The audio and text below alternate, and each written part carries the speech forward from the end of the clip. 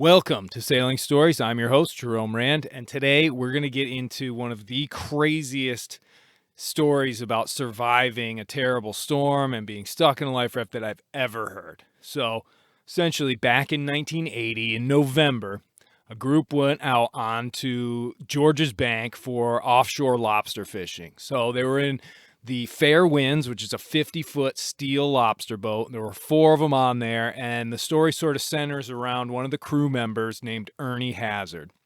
Now, when they went out, the forecast had said 15 to 20 knots, regular seas, 8 to 10 feet, no big deal. George's Bank is a pretty sketchy place to be when the weather gets bad. It's off of the coast of Cape Cod. It's this huge area, but there's lots of currents that are going back and forth.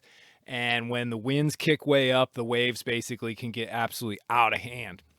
Now, they took off, and it was supposed to be a 5-day trip. And essentially, they just were going out. It was going to be the last one of the season, and everybody was pretty excited to finish up before the winter comes. So they head out there, and within 24 hours, the winds had piped up to about 100 miles an hour. So it went basically bananas, completely off of what the forecast said.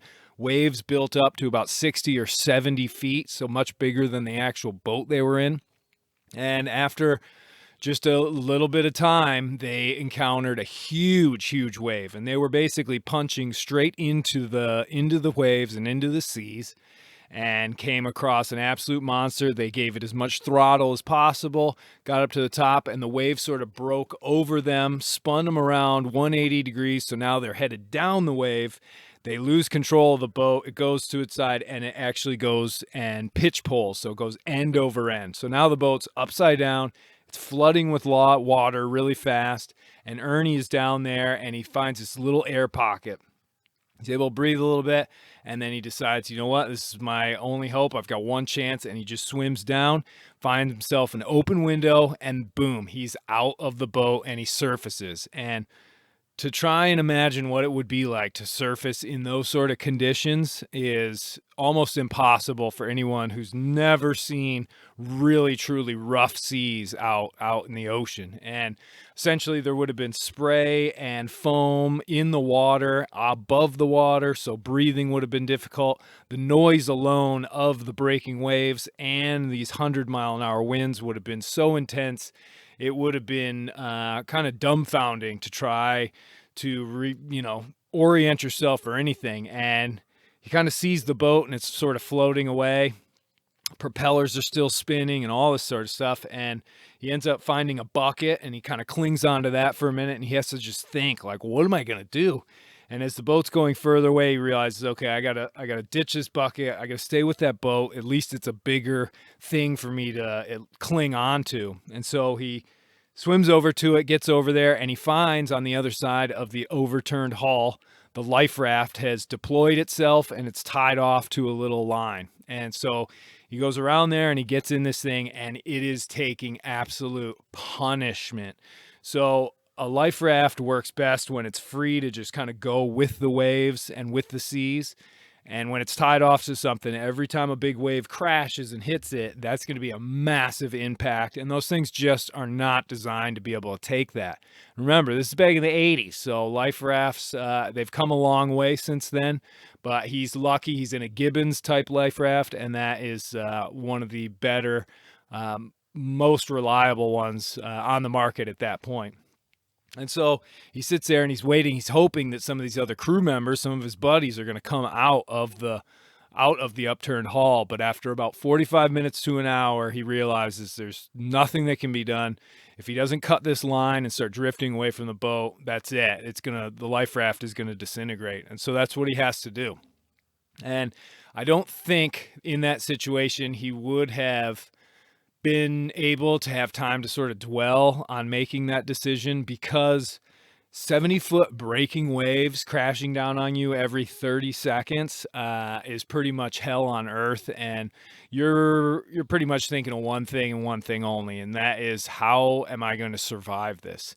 The life raft was basically getting turned upside down.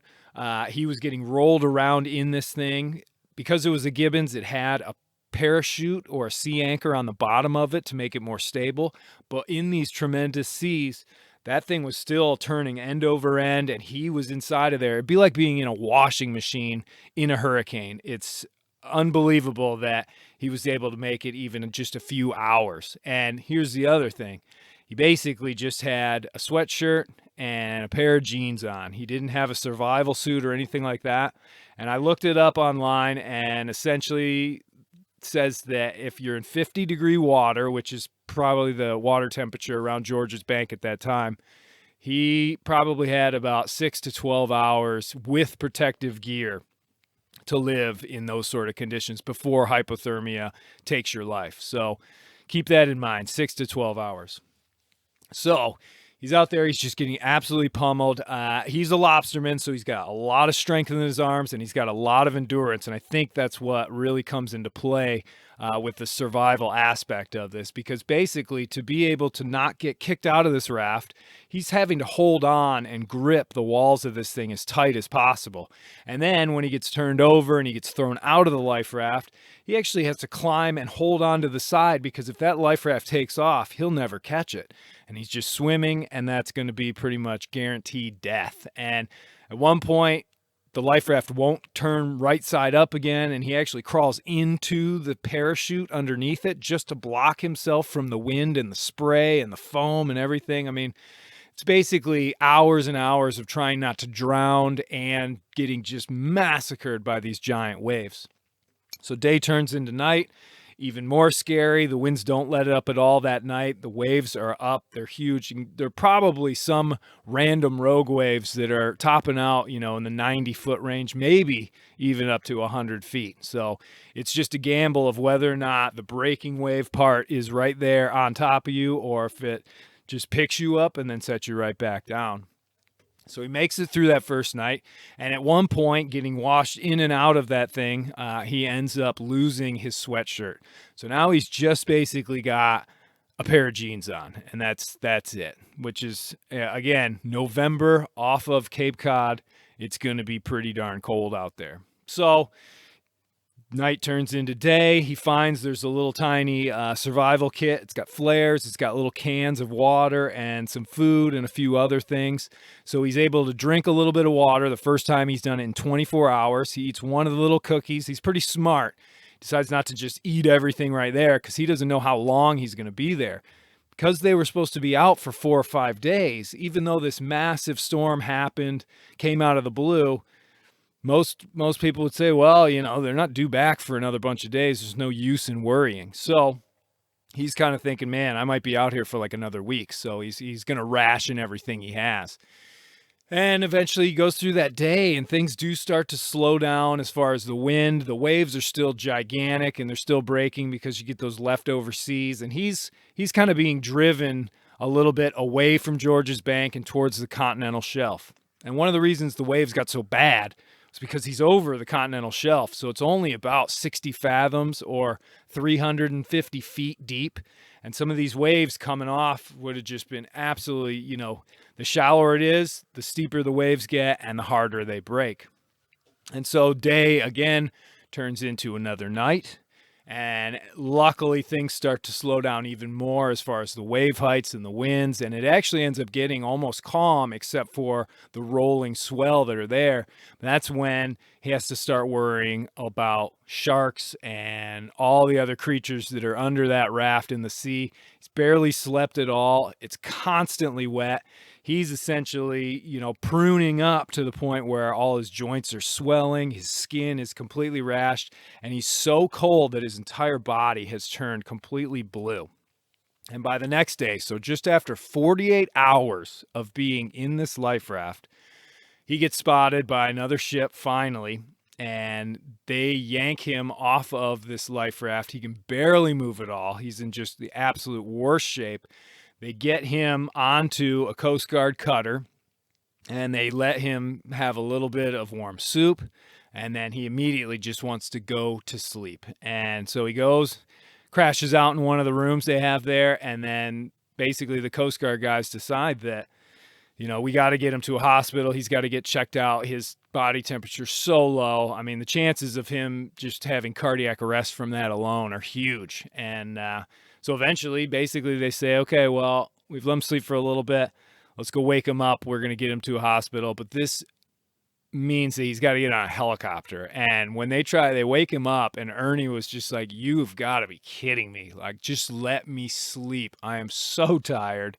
And he's in blankets and all this stuff, but they won't have any of it. So they couldn't land it on the actual cutter, and they had to helicopter him off. So they had to pick him up in a basket, hoist him up to a helicopter, and then zoom him off to land. And he said that was one of the most miserable parts because it's scary, one, and all he wanted to do was pretty much sleep. But all in all, he had survived just under 3 days out there in 50-degree water in November, off of the coast of Cape Cod, about 150 miles. And although the rest of the crew of the Fair Winds perished, the story of Ernie Hazard is one of basically superhuman survival. And it really does show sort of that will to not let go, not give up, and just keep on going at all costs. And really, I think it's a testament to just how resilient the human body can be, and the human mind, because as much of a physical problem that situation would have been, the mental ability to just not give up, I think, is one of the most miraculous things about this entire story. So if you want to get the full details on this one, I definitely recommend you read Fatal Forecast, and that's by Michael J. Tougias, and it is fantastic. Gives details of all the other boats that were in this storm. It was just absolutely amazing. And in the end, one of the reasons that this storm took everybody by surprise was that the NOAA weather buoys in the Gulf of Maine and at Georges Bank were malfunctioning, and they knew that, yet they were still pumping out a forecast without letting the fishermen know that they did not have all their equipment running. And there was actually a lawsuit afterwards where NOAA actually lost the lawsuit, and they were held guilty of that, but it was later overturned in a higher court, because getting blamed for a bad forecast and all that sort of stuff is a Pandora's box waiting to open. So that's the story for today of Ernie Hazard. Absolutely epic guy, and there's more stuff to come, so thanks for watching.